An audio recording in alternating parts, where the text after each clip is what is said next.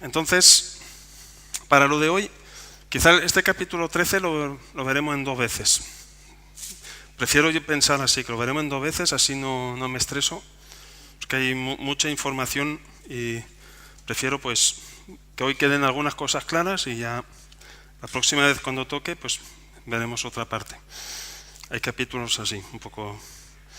Muy bien, pues para empezar con este y entender lo que va a ocurrir aquí, se nos hablan de 2 bestias, una bestia que surge del mar, de las aguas, con un montón de cabezas, de cuernos, y otra bestia que sube de la tierra.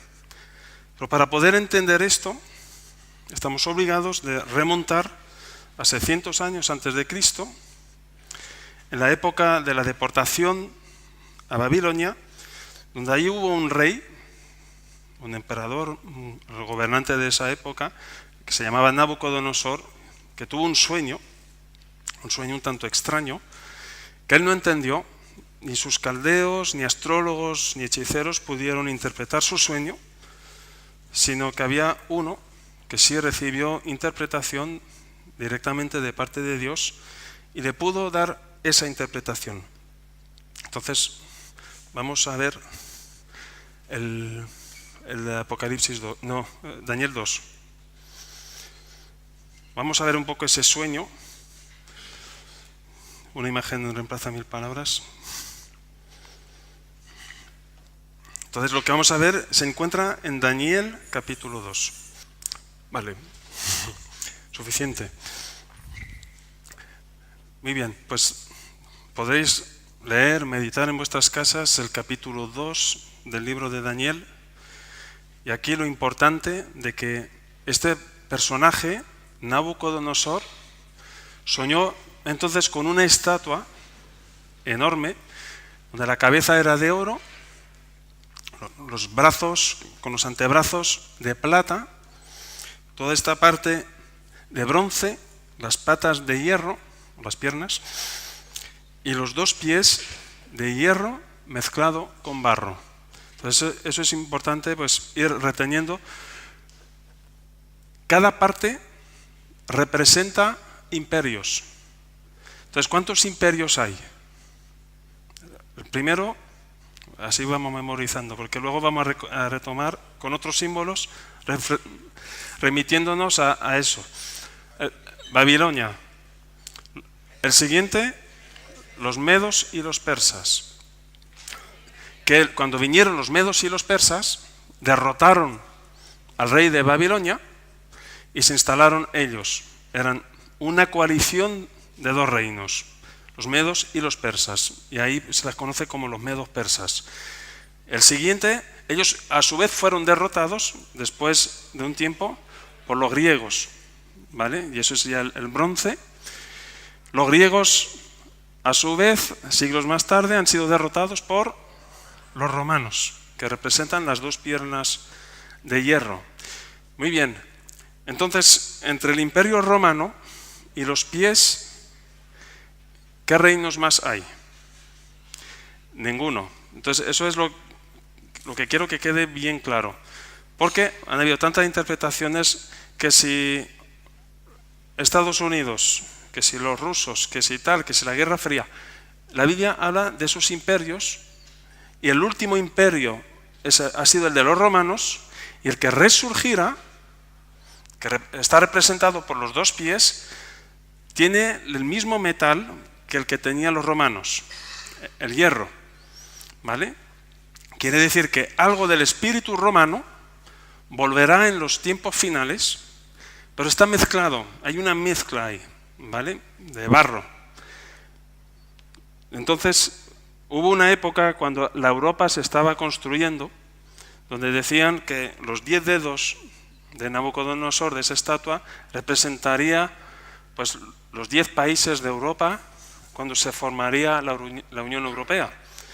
Y ese es el peligro de querer interpretar de forma anticipada, porque cuando se fueron añadiendo más países, pues ya esa interpretación no podía pegar, ¿vale? Pero efectivamente son 10 gobiernos o 10 imperios que van a gobernar en los últimos tiempos, van a haber una coalición de 10 países o de 10 bioregiones donde van a pactar cosas, van a haber alianzas humanas, pero no van a compartir las mismas metas.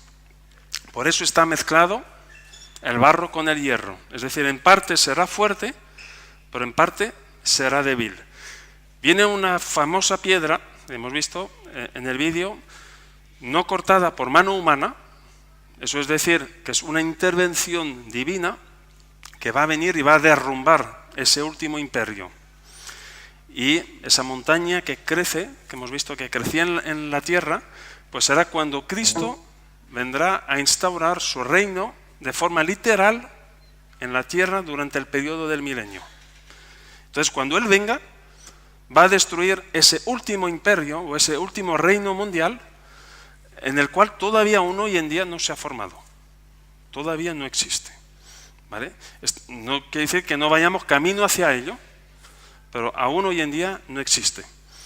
Bien, vamos a ver ahora otro vídeo. En el siguiente, quita el sonido. Vamos a ver ahora en Daniel 7, justo las imágenes, donde aquí en las imágenes vamos a ver que son representadas por bestias o animales. Cada imperio o cada trozo de la estatua en Daniel 7 es representado por animales. Y por eso luego ya podemos pasar al Apocalipsis 13 y ver la relación que hay entre esos textos. Muy bien, pon pausa por si acaso se... Muy bien, la cabeza de oro, el imperio babilónico, está representado por un león. ¿Vale? Si leéis Daniel capítulo 7, veréis a un león con alas representado. La parte de los brazos es el imperio medo-persa representado por un oso que cojea, que tiene más peso en una pierna que en otra. Y eso es porque en el tiempo los persas tuvieron mucha más fuerza que los medos y al final los medos quedaron en el olvido. Y se determinó que eran los persas que siguieron como imperio. Las 3 costillas que tiene ahí en la boca son 3 imperios que los persas han eliminado en su camino, que han derrotado, que corresponden justamente a Babilonia, a Jerusalén y a Lidia. Tiempo más tarde, este leopardo con 4 cabezas y con 4 alas nos muestra la velocidad a la cual él ha conquistado todo el imperio de los persas, representado como cabecilla con Alejandro el Magno, con los griegos. Y a su muerte, porque murió de una fiebre muy fuerte, pues se emborrachó al final, y tal era la borrachera que se murió con ella. Los sucesores eran 4 generales, y esos 4 generales son representados por estas 4 cabezas, donde se repartieron el terreno entre los 4. Y el último, el más feo, el que representa el hierro, es el imperio romano, los que han ido con mano dura, con mucha fuerza, son los que han perseguido a los cristianos. Es bajo ese imperio que han crucificado a Cristo. Y yo creo que por eso es el más feo, ¿no? Y este justamente pues tiene una representación donde arriba, en su cabeza, tiene 10 cuernos que representan los 10 dedos de la estatua, que son justamente 10 reinos o 10 países que se van a unir en un futuro, y va a ser un gobierno en el cual va a gobernar bajo una dictadura a nivel mundial. De estos 10 cuernos hay un pequeño cuerno, lo podréis leer en el capítulo 7 de Daniel, que va a salir, que va a crecer y que va a derrumbar a 3 cuernos.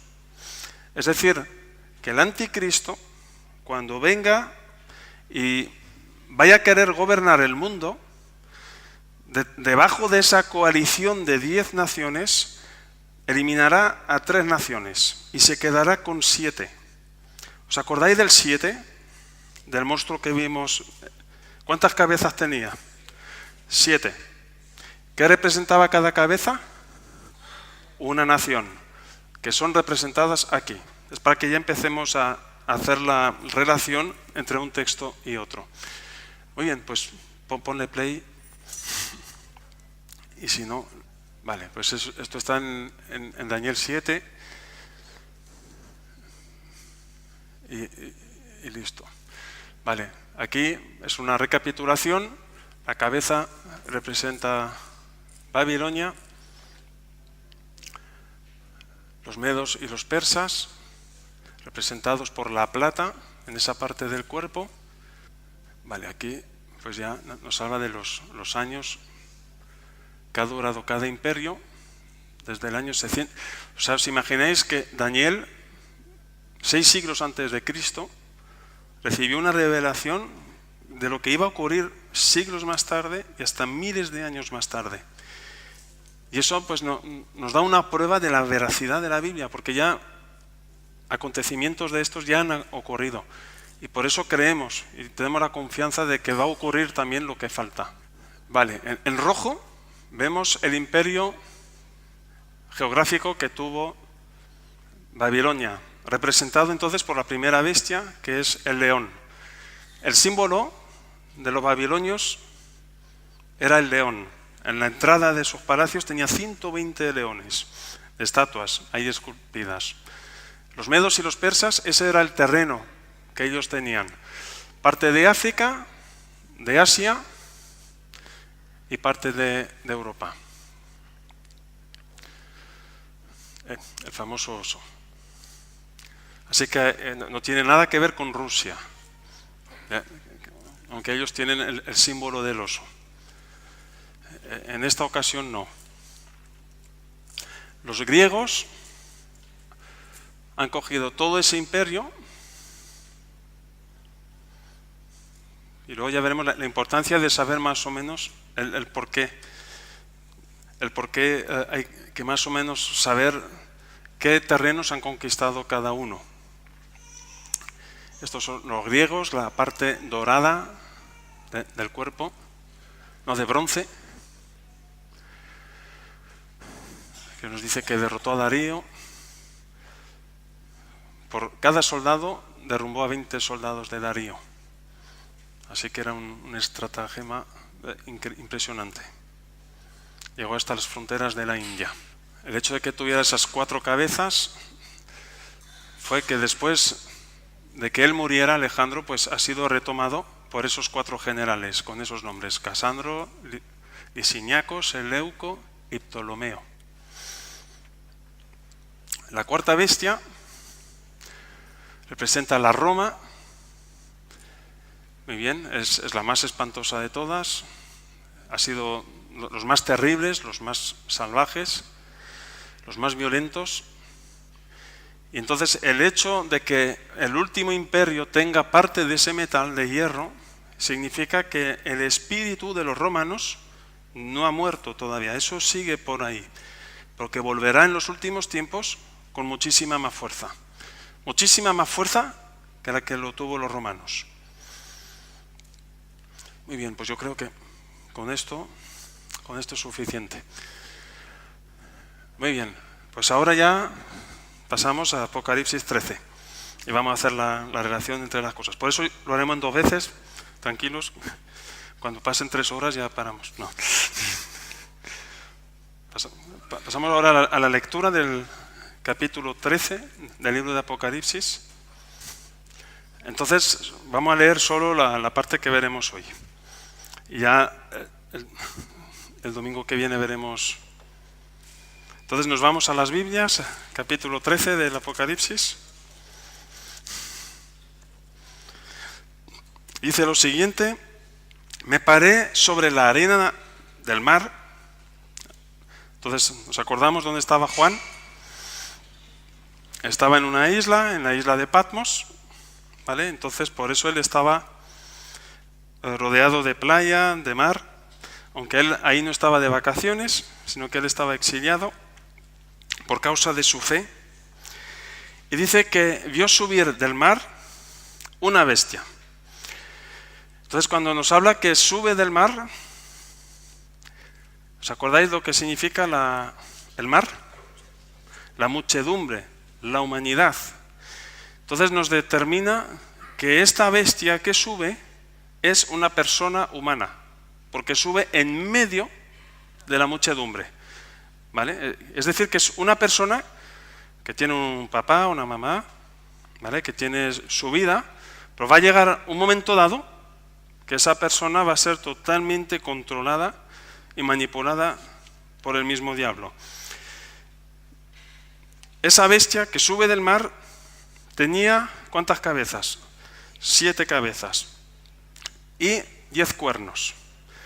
Entonces, esos 10 cuernos representan esos 10 dedos de la estatua del Nabucodonosor, que serán pues 10 naciones o 10 gobiernos, 10 imperios que van a trabajar juntos y cada uno gobernado por una persona. Por eso tiene 10 diademas.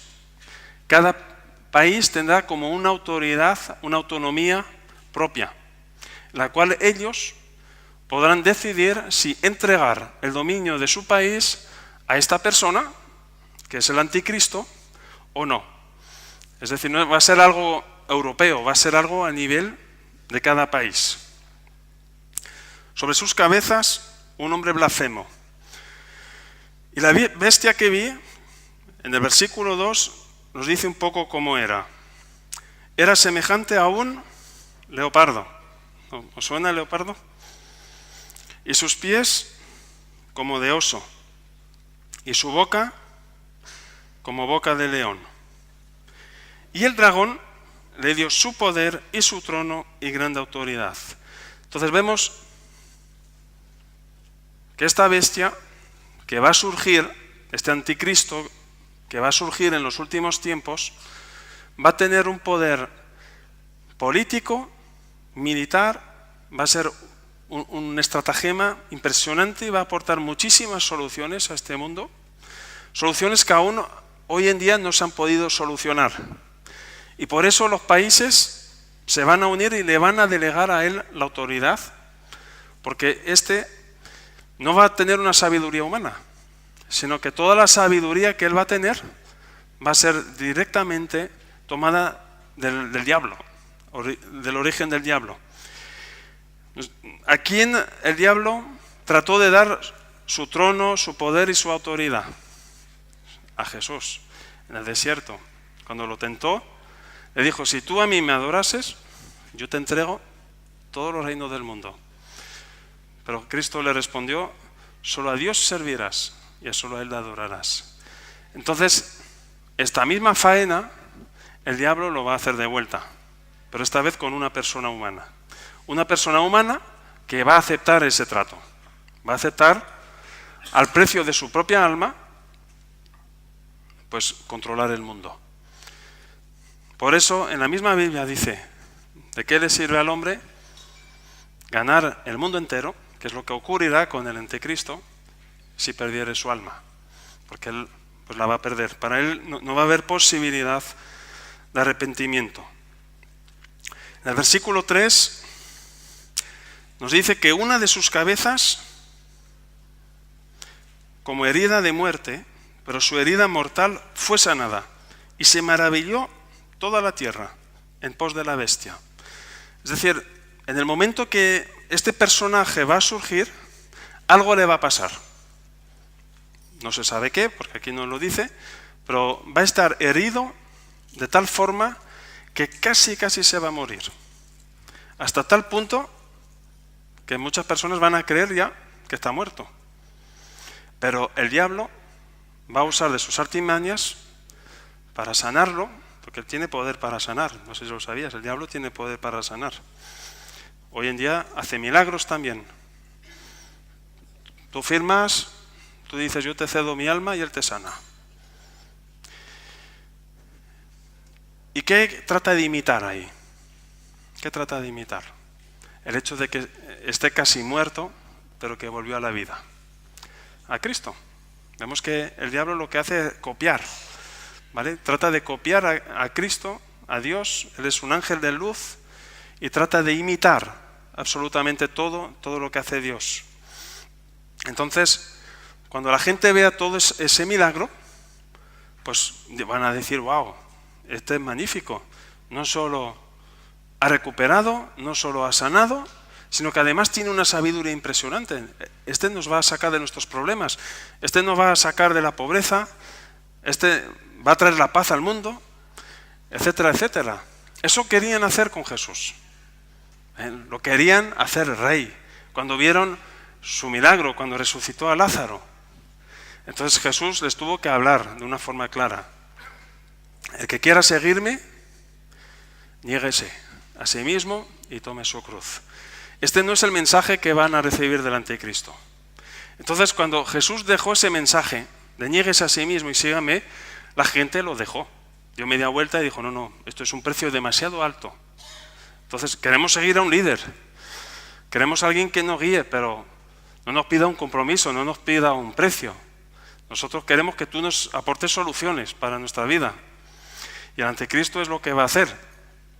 Después de este milagro, pues no les va a decir a los habitantes, negaros a vosotros mismos, sino yo os voy a traer soluciones y vosotros pues vais a poder vivir mejor como jamás habéis vivido en toda vuestra vida. Así que aquí el diablo le otorga toda su autoridad, todo su poder a esta persona humana. Y claro, tú te puedes preguntar, ¿no? ¿Cómo es posible que una persona humanamente pueda manipular la mente de tantos millones de personas? Pues sencillamente va a ocurrir en un futuro, a escala mundial, lo que ya ocurrió en el pasado, a escala de países. Por ejemplo, sin ir más lejos que 50 años, bajo el Tercer Reich, con Hitler, él pudo manipular la mente de científicos, de médicos, los mejores políticos. Manipuló la mente de millones de personas. Gente normalmente que son entendidas. Y estaban todos de acuerdo pues, en provocar todas esas guerras y poder ser dueños del mundo. Entonces no le va a ser difícil hacer esto, tampoco a esta bestia o a este anticristo. Entonces todos, cuando vean ese milagro, van a ir en pos del anticristo, en pos de la bestia, y van a adorar al dragón. ¿Al dragón quién es? Es el mismo diablo. Porque él quiere que le adoren. Es lo que le pidió a Jesús. Yo te voy a dar todo, los reinos de este mundo, si tú te inclinas y me adoras.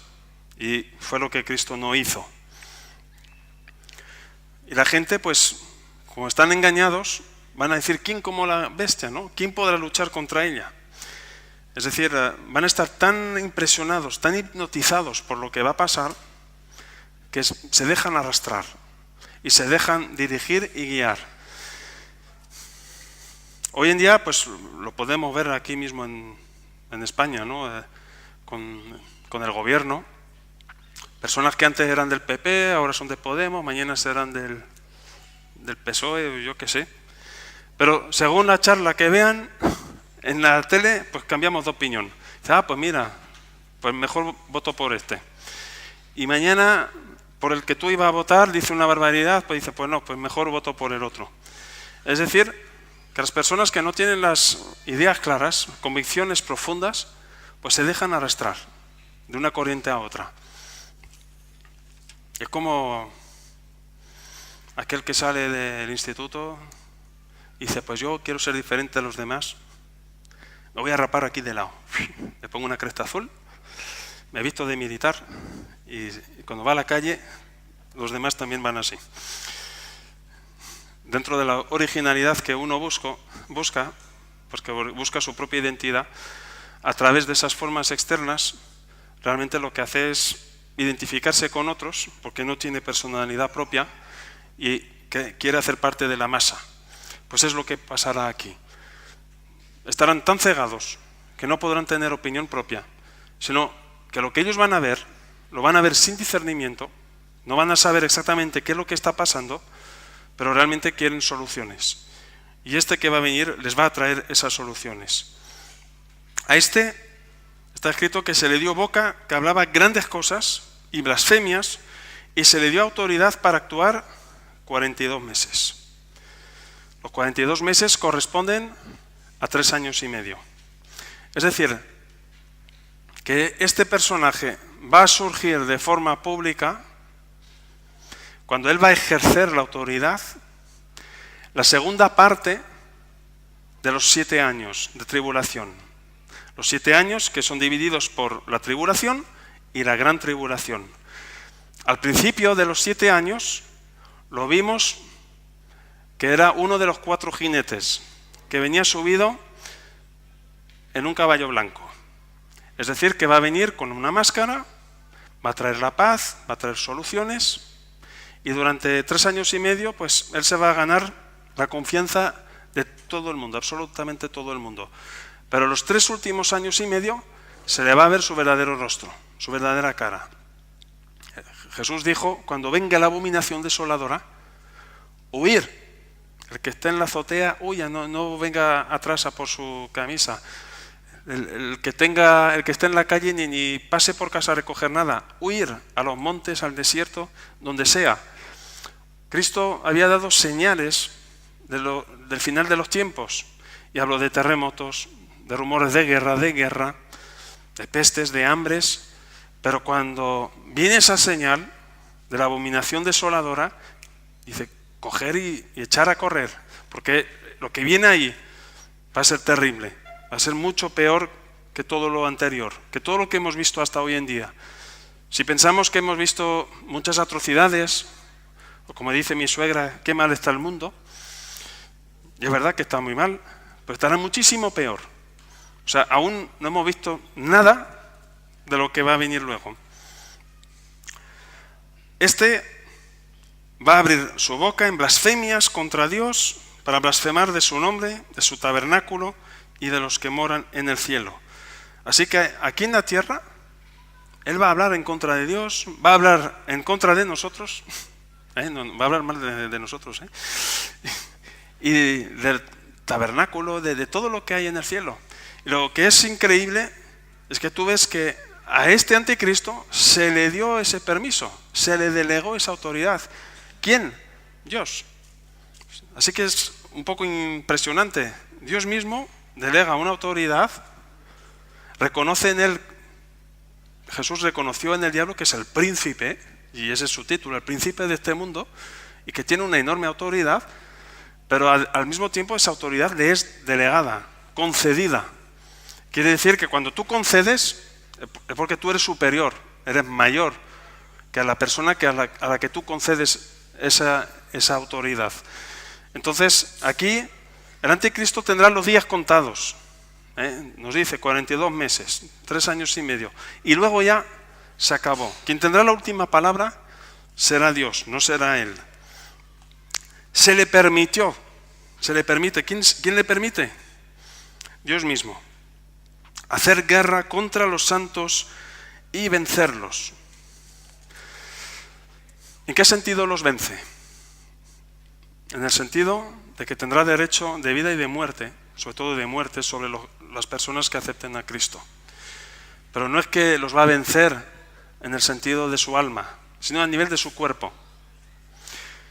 Y Jesús dijo, no temáis a aquel que os pueda matar el cuerpo, sino más bien temed a aquel que puede echar vuestra alma en el infierno.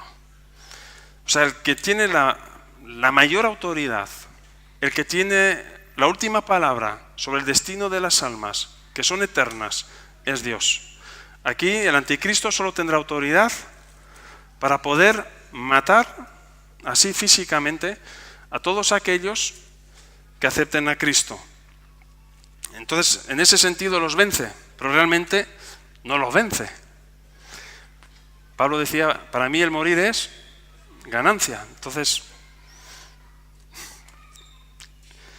se le permitió hacer guerra contra los santos y vencerlos. También se le dio autoridad sobre toda tribu, pueblo, lengua y nación. Vemos que es algo que se va a ir expandiendo a nivel mundial. Va a ser algo mundial. Y va a ser una enorme carnicería. Van a haber millones y millones de personas que van a pagar con sus propias vidas el hecho de no estar de acuerdo con la forma de gobierno del anticristo. Sencillamente, pues no se dejan engañar Y los que son de Cristo, pues pueden discernir esas cosas. Los que no son de Cristo, no disciernen nada. Tú les dices esto y te dicen, tú estás chalao, tú hablas chino, ¿no? Estás diciendo cualquier cosa. No es verdad lo que tú me dices. Tú vete a hablar a cualquier persona y decirle, no, mira, es que detrás de las dictaduras está el diablo. Y te va a mirar diciendo, tú sí que tómate una pastilla, pero la Biblia lo dice. Y la Biblia es la verdad. Tú puedes leer cualquier libro de cualquier filosofía, de cualquier creencia, de cualquier religión, no son la verdad. La única verdad es la Biblia. Y por eso nos habla con estos símbolos. A mí me daban ganas de preguntarle a Dios, ¿y por qué no has hecho el Apocalipsis más fácil? O sea, que podamos leerlo y decir, mira, esto, que no tener que ir buscando a derecha e izquierda. Las perlas, los tesoros de su palabra, son para aquellos que quieren indagar, meditar y estudiar su palabra. Y Él da sabiduría al que se la pide. Así que esa es la forma que Él ha decidido para que nosotros también le busquemos, pasemos tiempo con Él, pasemos tiempo con su palabra y entonces Él nos abrirá el entendimiento. Aquí, respecto al anticristo, en el versículo 8, dice que lo adoraron todos los moradores de la tierra, cuyos nombres no estaban escritos en el libro de la vida del Cordero que fue inmolado desde el principio del mundo. Y esa era una pregunta que yo me había hecho. ¿A partir de qué momento está escrito tu nombre en el libro de la vida? ¿Cuando te conviertes? Desde el principio del mundo. Es decir, nuestros nombres ya estaban escritos en el libro de la vida antes de que el mundo fuese creado. Y entonces, me puedes decir, entonces tú crees en la predestinación. Hay dos teologías que parecen que chocan, que van una en contra de la otra, pero realmente creo que se casan y van perfectamente juntas. Antes de ser predestinados estaba el preconocimiento de Dios. Cuando Él eligió a los 12, ¿Él sabía o no sabía lo que iba a ocurrir con Judas? Él dijo, ¿no os elegí yo a vosotros y uno de vosotros es diablo? Claro, o sea, a él no le ha sorprendido. Perfectamente sabía lo que iba a pasar. Pero eso no quita que cada persona tiene libre albedrío de poder tomar su decisión, de poder elegir mientras viva aquí en la tierra, de seguir a Dios o de darle la espalda. Lo que pasa es que nosotros no sabemos, respecto a las personas que nos rodean, quiénes van a ser o quiénes no van a ser salvos. Pero Dios sí lo sabe. Y Cristo, cuando hablaba con los sumos sacerdotes, con los escribas, cuando venían a llevarle la contraria, Él les decía, vosotros sois hijos de vuestro padre el diablo. Ya está. Porque Él sabía lo que había en el corazón humano. Él sabía que ellos le pertenecían al diablo. Y ya está. Y no había otra vuelta de hoja. Así que tenemos pues esta confianza o esta tranquilidad que cuando Cristo oró por los suyos, dijo que ninguno de los suyos se perdió. Ninguno. El que es, es. Y el que no es, se irá demostrando que no es. Porque por su fruto lo conoceréis. Entonces, no se trata aquí de demostrarle a nadie si uno es cristiano o no es cristiano, sino es algo personal entre tú y Dios. Su propio espíritu es el que confirma nuestro espíritu de que nosotros somos hijos de Dios. Y si no tienes esa convicción, si aún estás con la duda, ¿dónde pasarás la eternidad? Pues aún estás en ese libre albedrío de poder decidir. Dios ya lo sabe. Él ya sabe si tu nombre está escrito o no en el libro de la vida. Pero a lo mejor si tú tienes las dudas, tú puedes pues tomar un serio compromiso, tomar una decisión firme y decirle, Dios, yo quiero seguirte. Me arrepiento de todos mis pecados y quiero serte fiel hasta el final. Aquí, por eso nos dice ya en el versículo siguiente, ¿no? Si alguno tiene oído, oiga. Si alguno lleva en cautividad, va en cautividad. Si alguno mata a espada, a espada debe ser muerto. Aquí está la paciencia y la fe de los santos.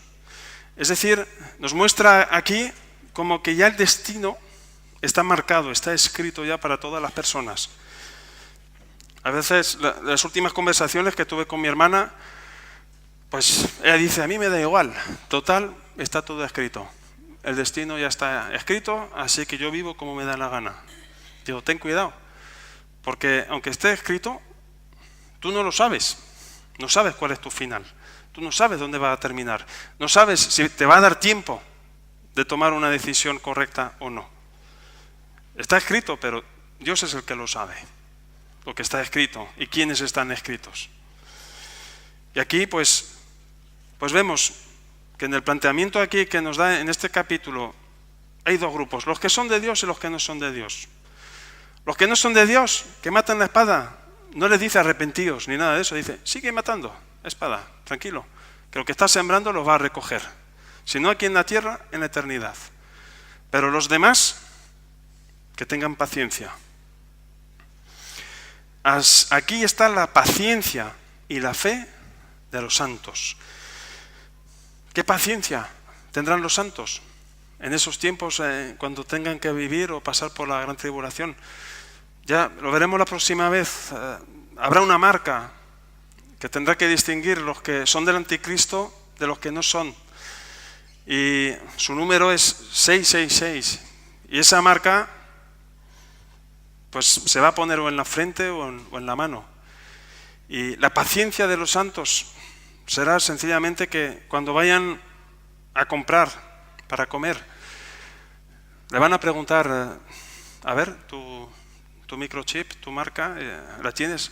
No, es que yo soy cristiano, lo siento, aquí no te podemos dar alimento, pero es que tengo 4 nenes, no tengo trabajo, tengo que comer algo. Ahí está la paciencia de los santos. ¿Y por qué Dios permite tantas presiones, tantas pruebas para su pueblo? Para purificar nuestra fe.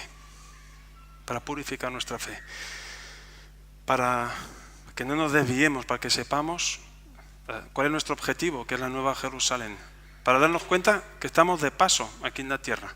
Que la tierra, cuando habla de los moradores de la tierra, son personas que aman la tierra, que aman sus cosas, que se deleitan en ellas, que ponen en ellas todos sus planes, todas sus ilusiones y sus esperanzas. Pero si somos de Cristo, tu esperanza es la Nueva Jerusalén, tu esperanza es la Nueva Jerusalén, es el cielo, es tu morada allí en el cielo, el saber que estás de paso.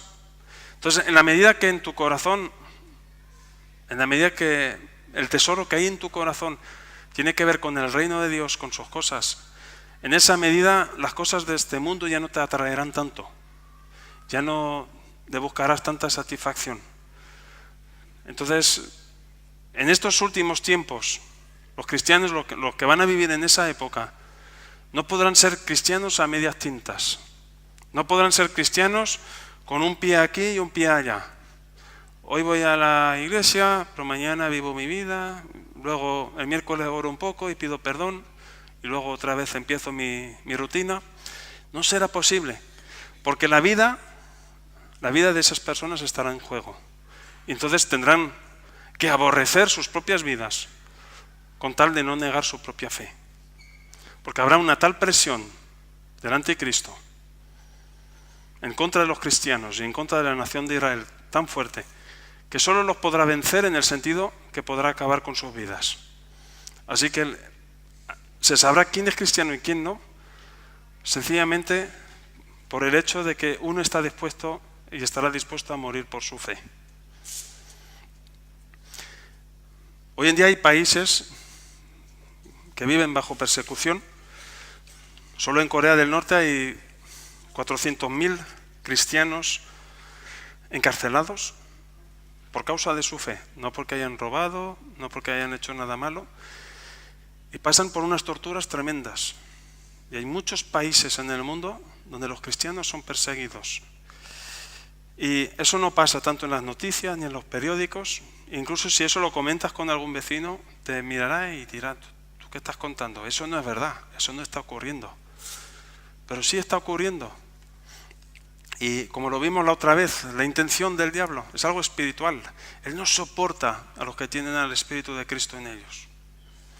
Y no sé si te pasa, que a veces que puedes estar con algún colega, con algún vecino y tal, y cuando está contigo parece como algo eléctrico, como que no puede estar contigo, no, hay algo que le molesta de ti. No eres tú, es Dios en ti. Es algo espiritual, hay algo ahí que no conecta. Es algo normal. Y lo vimos ya en las bienaventuranzas, que somos bienaventurados cuando mienten sobre nosotros por causa de nuestra fe, o cuando nos persiguen, o cuando dicen cualquier calamidad o brutalidad sobre nosotros. No nos tiene que importar, porque sabemos lo que se mueve dentro de esas personas. No hay que tomarlo de forma personal, sino al contrario, aferrarnos aún más en la fe, centrarnos más en Dios, buscar en pasar ese tiempo con Él, para que no nos enfriemos en nuestra fe, para que no titubeemos en el momento de la prueba, para que podamos dar razón de nuestra fe si algún día nos toca dar cuentas, rendir cuentas de lo que creemos. Y si algún día pues nos tiene que pasar cosas peores, tenemos que aprovechar el tiempo que tenemos hoy en día. Aprovechemos el tiempo en conocer más a Dios, en crecer en fe, en conocimiento, para que cuando venga realmente días duros, días de pruebas, pues podamos seguir firmes y no seamos de los que desertan, que se van y niegan su fe. En muchos países musulmanes, de los árabes, muchos cristianos mueren por causa de su fe. A mí lo que me impresiona de ellos es que no tienen tanto conocimiento como nosotros. Saben 4 cosas, pero lo poco que saben lo viven, lo creen y arriesgan sus vidas por ello. Y nosotros tenemos mucho conocimiento, pero yo creo que el calibre de nuestra fe no sabremos medirlo hasta el día en que realmente pasemos por una prueba complicada. Pero de aquí a allá, redimamos el tiempo, aprovechemos. Pues el domingo que viene veremos el compañero del anticristo, que será el falso profeta, que es la otra bestia que sube de la tierra, y con el vídeo espero. Vale, gracias por vuestra atención.